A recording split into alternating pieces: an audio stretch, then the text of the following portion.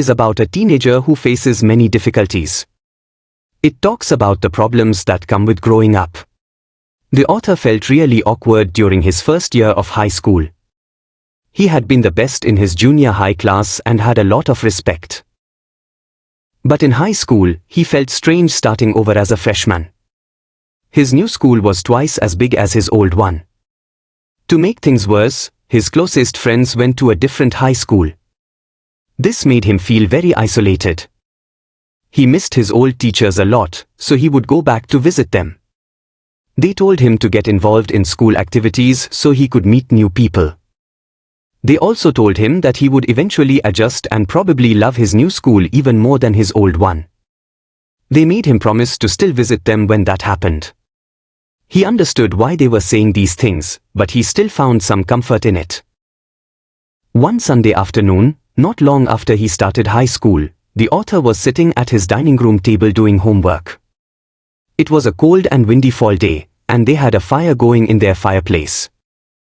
As usual, his red tabby cat was lying on top of his papers, purring loudly and sometimes swatting at his pen. His cat was always near him. He had rescued her when she was a kitten, and she seemed to know he was the one who gave her the good life. His mother kept stoking the fire. Stoking the fire means feeding and tending the fire to keep the house warm. Suddenly, the author smelled something strange. Then he saw smoke pouring in through the cracks in the ceiling.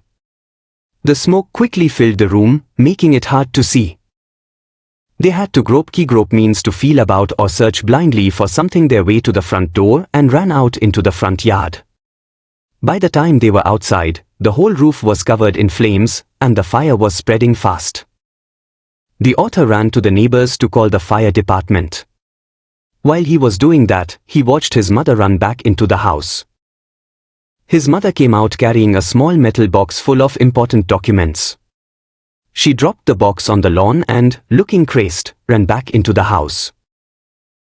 The author knew what she was going for. His father had died when he was young, and his mother wasn't going to let his pictures and letters burn. They were the only things she had to remember his father by. Still, he screamed at her, "Mom! No!" He was about to run after her when a large hand held him back. It was a fireman. He hadn't even noticed that the street was already full of fire trucks. He tried to get free from the fireman's grip, yelling, "You don't understand, my mother's in there." The fireman held on to him while other firefighters ran into the house. The fireman knew the author wasn't thinking clearly and would run in if he let go. The fireman was right. "It's all right, they'll get her," the fireman said. He wrapped a blanket around the author and sat him down in their car. Soon after, a fireman came out of their house with his mom. The fireman quickly took her to the truck and put an oxygen mask on her. The author ran over and hugged her. All the times he had argued with her and hated her disappeared at the thought of losing her. "She's going to be okay," the fireman said. "She just inhaled a little smoke." Then, the fireman ran back to fight the fire while his mother and he sat there, dazed. Dazed means confused or stunned. The author remembered watching his house burn down and thinking there was nothing he could do about it. 5 hours later, the fire was finally out. Their house was almost completely burned down. But then something hit him. He hadn't seen his cat. Where was my cat, he wondered. To his horror, he realized she was nowhere to be found. Then, all at once, everything hit him: the new school, the fire, his cat. He broke down in tears and cried and cried. He was suffering loss, big time.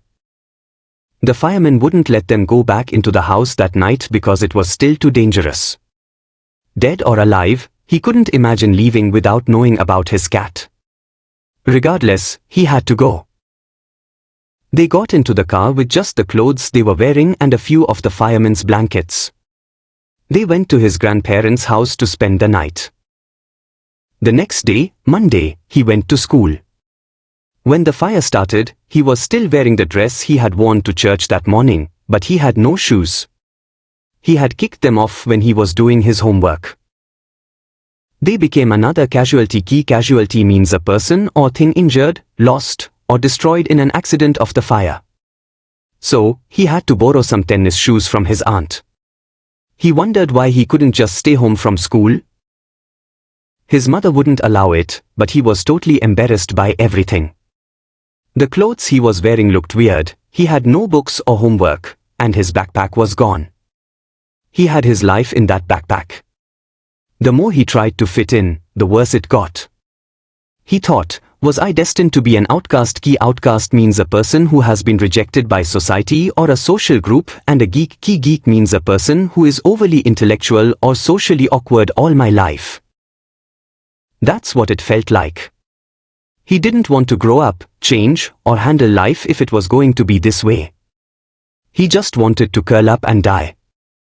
He walked around school like a zombie. Key zombie means a dull and apathetic person, someone who moves around without much thought or feeling. Everything felt surreal. Key surreal means strange, bizarre, like a dream, and he wasn't sure what would happen. All the security he had known, from his old school, his friends, his house, and his cat, had all been ripped away. When he walked through what used to be his house after school that day, he was shocked by how much damage there was. Whatever hadn't burned was destroyed by the water and chemicals used to put out the fire. The only material things not destroyed were the photo albums, documents, and some other personal items his mother had heroically rescued. But his cat was gone, and his heart ached for her. There was no time to grieve. Key grieve means to feel deep sorrow, especially after a death. His mother rushed him out of the house. They had to find a place to live, and he had to buy some clothes for school. They had to borrow money from his grandparents because there were no credit cards, cash, or even any identification to withdraw money from the bank. Everything had gone up in smoke. That week, the rubble that used to be their house was being cleared off the lot. Even though they had rented an apartment nearby, he would go over to watch them clear away debris, hoping his cat was somewhere to be found. She was gone. He kept thinking about her as that vulnerable. Key vulnerable means easily hurt, physically or emotionally little kitten. In the early morning, when he would disturb her and get out of bed, she would tag along after him, climb up his robe, and crawl into his pocket to fall asleep. He was missing her terribly. It always seems that bad news spreads quickly, and for him, it was no different. Everyone in high school, including the teachers, knew about his plight. Key plight means a dangerous, difficult, or otherwise unfortunate situation. He was embarrassed as if he was somehow responsible. What a way to start at a new school. This was not the kind of attention he was looking for. The next day at school, people were acting even stranger than usual. He was getting ready for gym class at his locker. People were milling around. Key milling around means moving in an aimless manner, asking him to hurry up. He thought it was strange, but after the past few weeks, nothing would surprise him. It almost seemed that they were trying to shove. Key shove means to push hard him into the gym. Then he saw why. There was a big table set up with all kinds of stuff on it, just for him. They had taken up a collection and bought him school supplies, notebooks, and all kinds of different clothes: jeans, tops, sweatsuits. It was like Christmas. He was overcome by emotion. Key overcome by emotion means to be filled with strong feelings. People who had never spoken to him before were coming up to him to introduce themselves. He got all kinds of invitations to their houses. Their genuine outpouring of concern. Key outpouring of concern means a strong expression of worry, care, or sympathy really touched him. In that instant, he finally breathed a sigh of relief and thought for the first time that things were going to be okay. He made friends that day. A month later, he was at his house watching them rebuild it. But this time it was different. He wasn't alone. He was with two of his new friends from school. It took a fire for him to stop focusing on his feelings of insecurity. Key insecurity means uncertainty or anxiety about oneself and open up to all the wonderful people around him. Now he was sitting there watching his house being rebuilt when he realized his life was doing the same thing. While they sat there on the curb, planning his new bedroom, he heard someone walk up to him from behind and say, "Does this belong to you?" When he turned around to see who it was, he couldn't believe his eyes. A woman was standing there holding his cat. He leapt up and grabbed her out of the woman's arms. He held her close to him and cried into that beautiful orange fur. She purred happily. His friends were hugging him, hugging the cat, and jumping around. Apparently, his cat had been so freaked by the fire that she ran over a mile away. Her collar had their phone number on it, but their phones had been destroyed and disconnected. This wonderful woman took her in and worked hard to find out whose cat it was. Somehow, she knew this cat was loved and sorely missed. As he sat there with his friends and his cat curled up in his lap, all the overwhelming feelings of loss and tragedy seemed to diminish. Diminish means to make or become less.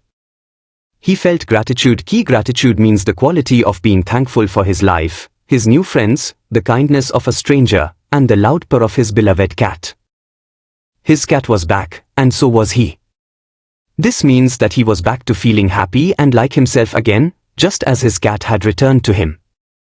He hadn't gone anywhere physically, but he had emotionally withdrawn, and now he was back to being a part of life and feeling good. Like, share and subscribe.